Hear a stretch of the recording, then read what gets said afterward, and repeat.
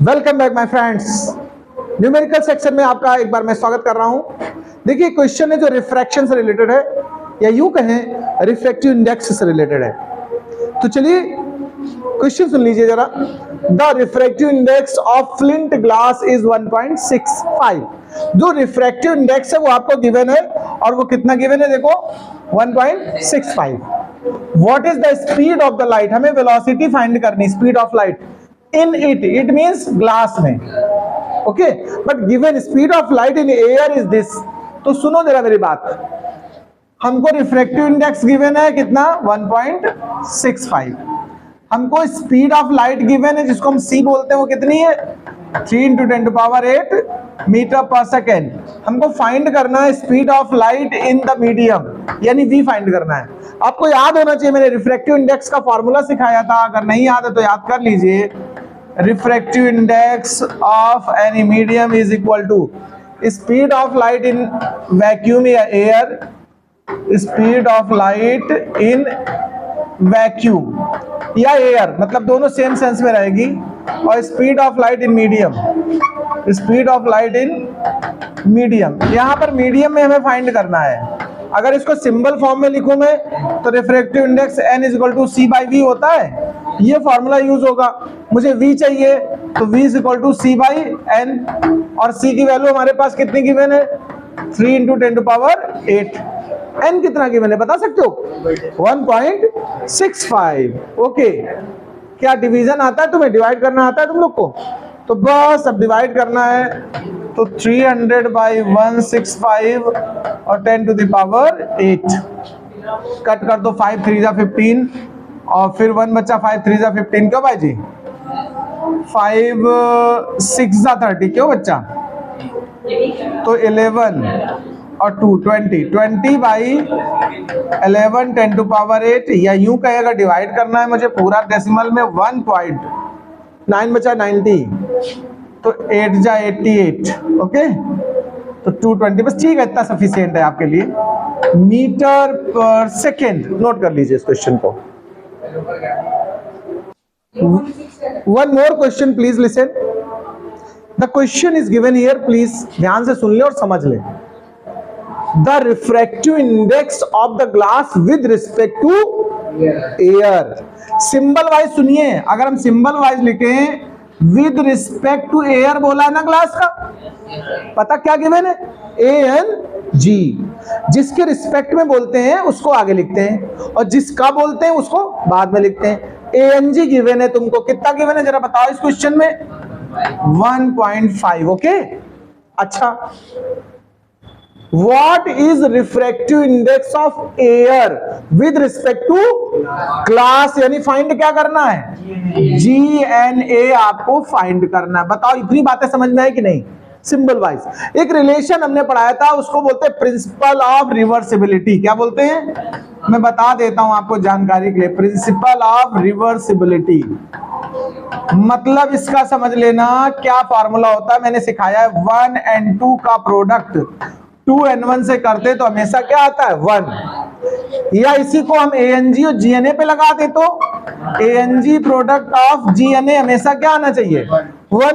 और तुम्हें फाइंड क्या करना है GNA क्या फाइंड करना है, तो ANG उस तरफ ले जाओ, इधर कहाँ है वो मल्टीप्लाई में, उधर कहाँ जाएगा डिवाइड में, कहाँ जाएगा बताओ, पहले बताओ फार्मूला बताओ, समझ में आया कि नहीं आया? अब आप वैल्यू रखो सीधा 1/1.5, डेसिमल हटा दो, सन्नाटा बढ़ा दो ऊपर। अब देखो GNA 2/3 लिख सकते हो, या डिवाइड करने का मन है तो 6 6 6 6 6 6 6 6 करते चले जाओ, आराम से नोट कर लो। One more question on the based of refractive index, okay, please listen carefully and convert into the symbols. The question is given here, the refractive index of the water is 4/3।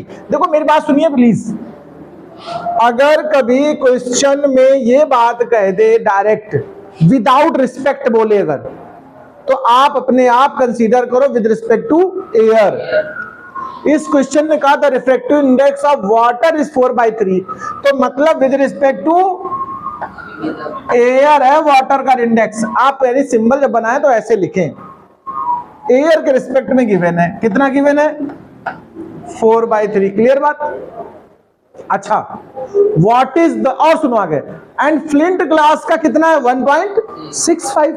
यानी ये भी air के respect में, जब respect ना बोले तो आप अपने आप से कंसीडर कर लिया करो एयर को। देखो देखो जरा बात समझो, ANG गिवन है, अब हमसे क्या करा, देखो what is the refractive index of flint glass with respect to water. Water के रिस्पेक्ट में ग्लास का मांग रहा है, ही डिमांड्स दिस। अब इसके लिए मैंने आपको फार्मूले सिखाए हैं। देखो WNG का रिलेशन समझ लेना, जिनको नहीं याद रिलेशन याद कर लें। WNG निकालना हो, ANG में ANW से डिवाइड करते हैं। ये फार्मूला थ्योरी में मैंने कराया है आपको। अब वैल्यूज रखिए, चलिए ANG की कितनी वैल्यू 1.65, ANW की वैल्यू 4/3 है ना, 3 ऊपर चला जाएगा मल्टीप्लाई में कि नहीं बताओ।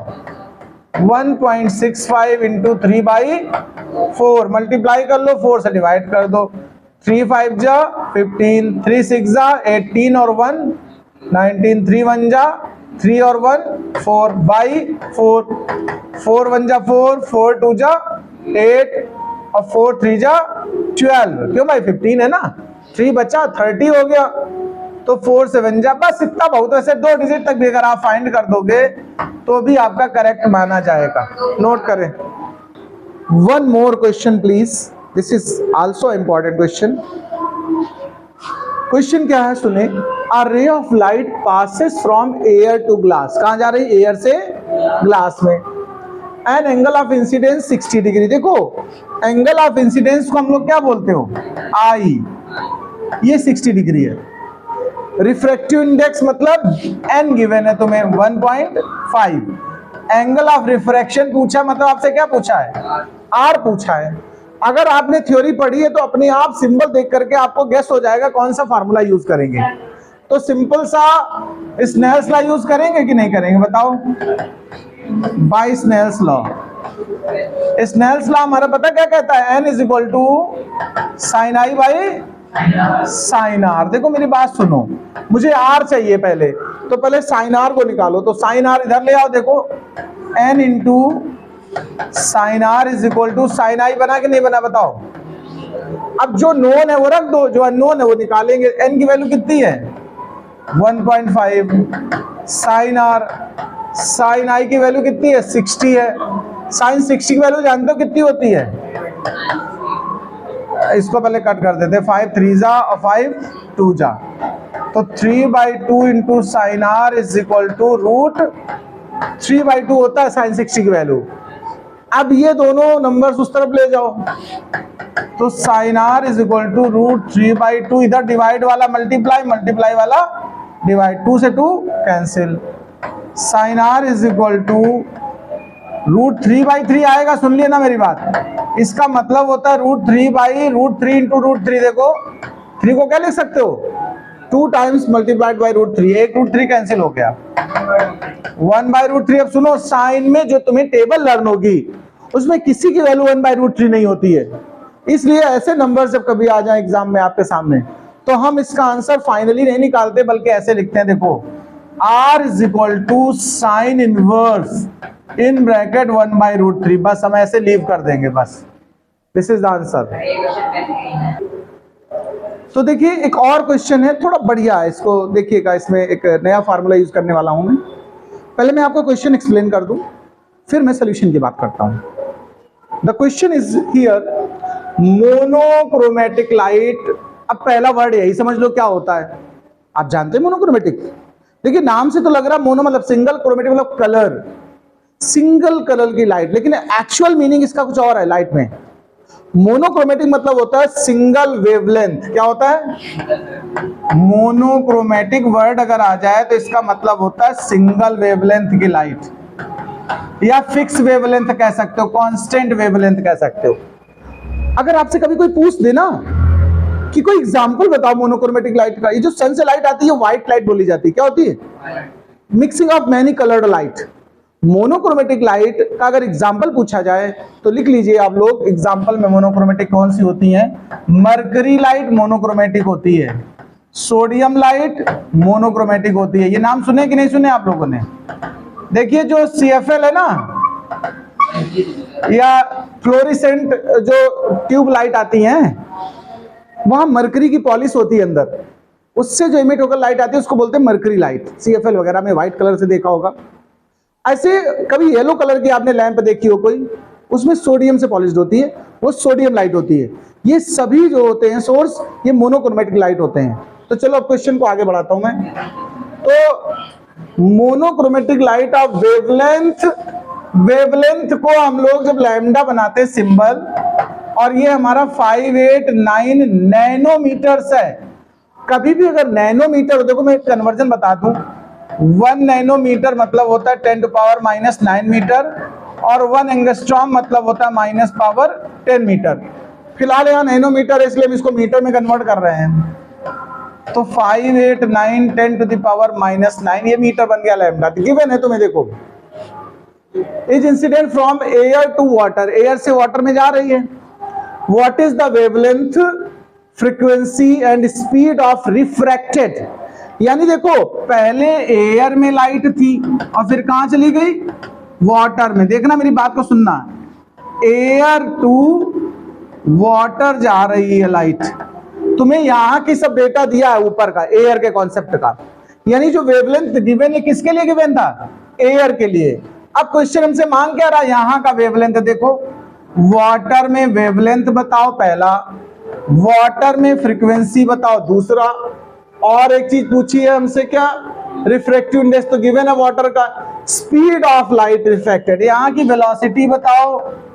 जबकि हमें ध्यान देना, अगर सीधा वाटर लिखा है और विद रिस्पेक्ट नहीं लिखा है तो मतलब किसका है, ANW गिवन है, एयर के रिस्पेक्ट में, ये गिवन है। चलो हम सोल्यूशन समझते हैं। पहले गिवन डेटा हमने समझाया, समझना, लैम्डा गिवन है बट एयर में गिवन है वेवलेंथ, और मांगा हमसे किसमें है, वाटर में, यानी रिफ्रैक्टेड माने वाटर में जो चली गई उसका। इसके लिए एक फॉर्मूला होता है, ध्यान रखना, on changing medium, on changing medium, concept समझना पूरा अच्छे से। On changing medium wavelength changes, wavelength changes as, कैसे सुनिए, refractive index is equal to जो वेवलेंथ एयर में होगा वाटर में, इसका जो रेशियो होता है वो खुद रिफ्रैक्टिव इंडेक्स हो जाता है। जैसे मुझे वाटर का चाहिए तो एयर की वेवलेंथ में अगर रिफ्रैक्टिव इंडेक्स से डिवाइड कर दो, ये फार्मूला अलग से याद कर लेना आप लोग। हमें वेवलेंथ अगर नए मीडियम में चाहिए तो जो हमारा पुराने मीडियम का वेवलेंथ है उसमें हमें किससे डिवाइड करना पड़ेगा, रिफ्रैक्टिव इंडेक्स से, ठीक है, इस तरीके से। तो अब चलो पुराना वाला हमारा वेवलेंथ कितने नैनोमीटर था, 589 नैनोमीटर था, 10 टू पावर कर दिया मैंने -9, और हमें जो रिफ्रैक्टिव इंडेक्स गिवन है देखो कितना गिवन है, 4/3, तो 4 डिवाइड में और 3 ऊपर चला जाएगा, तो 3 9 जा 27, अच्छा 3 8 जा 24 और 2 26, और 3 5 जा 15 और 2 17/4, 10 टू द पावर -9। इसको डिवाइड कर दो, 4 4 जा 16, 1 बचा, 4 4 जा 16, 4 1 जा 4, और 3 30, 4 7 जा और 4 5 जा, 10 टू पावर -9। ये मीटर्स में, अगर पावर -9 हटा दो तो 44175 नैनोमीटर में आंसर आप। तो एक पार्ट आ गया हमारा। सबसे पहले पूछा था हमसे कि वेवलेंथ ऑफ रिफ्रैक्टेड लाइट, देखो वेवलेंथ निकल चुकी है। अब फ्रीक्वेंसी की बात करते, इसको अलग से याद कर लो, बड़े बड़े कॉम्पिटिटिव एग्जाम्स में, पीसीएस वगैरह के एग्जाम्स में भी ये क्वेश्चन आता है कि कौन सी ऐसी फिजिकल क्वांटिटी है जो मीडियम चेंज होने पर भी नहीं बदलती है, वो होती फ्रीक्वेंसी। लाइट की फ्रीक्वेंसी, एयर से वाटर में जाओ, वाटर से ग्लास में जाओ, ग्लास से शहद में डूब जाओ, ग्लिसरीन में डुबकी लगा दो, कहीं चले जाओ भाई साहब, फ्रीक्वेंसी नेवर चेंज। तो ध्यान रखना, एक ही फिजिकल क्वांटिटी ऐसी है जो मीडियम बदलने पर नहीं चेंज होती है। ये स्पेशल करके नोट करके चाहे कुछ करके लिख लो, लिखिए frequency never change, frequency never change या कांस्टेंट रहती है, ऐसे कह सकते हो, never change on changing medium, on changing medium by light. तो जो फ्रीक्वेंसी फर्स्ट मीडियम में यानी एयर में है, वही फ्रीक्वेंसी सेकंड मीडियम यानी वाटर में रहेगी। एयर में फ्रीक्वेंसी के लिए फार्मूला होता है, नहीं लर्न हो तो याद कर लो, C is equal to F lambda. C मतलब speed of light in air, F मतलब फ्रीक्वेंसी, और लैम्डा मतलब वेवलेंथ इन एयर। तुम्हें फ्रीक्वेंसी चाहिए तो C बाई लैम्डा ले लो, और C तो जानते हो speed of light in air कितनी होती है, 3 इंटू 10⁸, और लैम्डा भी कितना निकला था, वो एयर वाला जो था वो कितने नैनोमीटर था, देखो 589 नैनोमीटर, एयर में ये इतना था। तो देखो 589 10⁻⁹ फ्रीक्वेंसी यहां से बनने वाली है, पावर ऊपर ले जाओ, 3/589 10 कितनी बन जाएगी, 17। अच्छा एक काम करो, डिवाइड करना है तो इसके कुछ पावर्स नीचे ड्रॉप कर लो, 1 2 3 पावर ड्रॉप कर दिए मैंने, तो पावर कितनी बच गई, 14। डिवाइड करना आता है तुम लोग को, 589 से 3000 में डिवाइड कर दो तो करीब करीब 5 टाइम जाएगा। डिवाइड कर लेना डेसिमल में जो भी आया, डिवीजन आता है कि हम कर दें, 5 पॉइंट समथिंग 10⁻14 हर्ट्ज, खाली डिवीजन इसका कर लेना अपना तुम लोग, ठीक है। अच्छा एक चीज और, फ्रीक्वेंसी निकाल दी है, अब हमें पता क्या निकालना, लास्ट पार्ट देख लो, लास्ट पार्ट पे आते हैं सीधा। फ्रीक्वेंसी निकल गई, speed in the water, water में स्पीड चाहिए तुम्हें, तो ये तो रिफ्रैक्टिव इंडेक्स से सीधा निकलता है। देखो वाटर में स्पीड अगर चाहिए तो refractive index n is equal to C by B होता है कि नहीं होता, बताओ। Speed of light in air, speed of light in water, तो वाटर में अगर स्पीड ऑफ लाइट चाहिए तो C बाई n कर दो, C हो गया 3 इंटू 10⁸, और n अभी कितना वाटर का था, 4/3 था ना, तो ये हो गया सीधा सीधा 9/4 और 10⁸, यानी कि 4 2 जा 8, देखो 1 बचा तो 10, 4 2 जा 8 और 2 बचा 5, 10⁸ मीटर पर सेकेंड, ये आ गई speed of light air in, speed of light in water, water में निकल आई। Thank you for watching.